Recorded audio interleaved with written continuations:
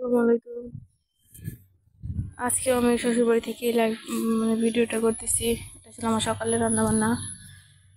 আর আমি দুপুরবেলাও কিছু রান্না করবো। আমার বাবা আবার ফোন দিতেছে বাবার বাড়িতে যাওয়ার জন্য। আমি আর ওখানে যাবো না। আমি ঢাকায় ব্যাক করার এরিয়া আছে 2-1 দিনের মধ্যে।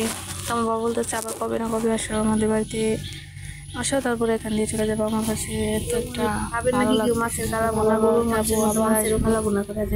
বাবাকে বললাম যাবো না, কিন্তু আমার বাবার মনটা ভীষণ খারাপ যে কবে ঢাকা চলে যাবো, কবে না কবে আসো। তার উপর আমার ভাইয়ের শ্বশুর বাড়িতে যাওয়ার কথা ছিল, ওখানে যাবে। এই তো এই নিয়ে আজকে ভিডিওটা ছিল। হালকা একটু দুপুরে রান্না বান্না করলাম। আমি এখানে একদম তরতাজা মাছের তরকারি রান্না করেছি গ্রামের। আসসালামু আলাইকুম। এখন ভরপুর বিকেল, আসর আজান দিয়ে দিয়েছে।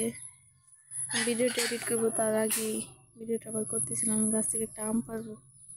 আমরা এত একটা পাকে না, কিন্তু আমার খেতে ইচ্ছে করছে ভীষণ।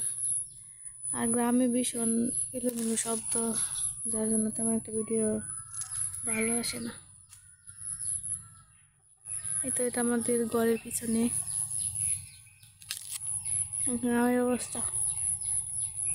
আমরা পাকেই নি, একদম কাঁচা। ভীষণ খেতে ইচ্ছে করছিলাম, কিন্তু প্রচুর মিষ্টি।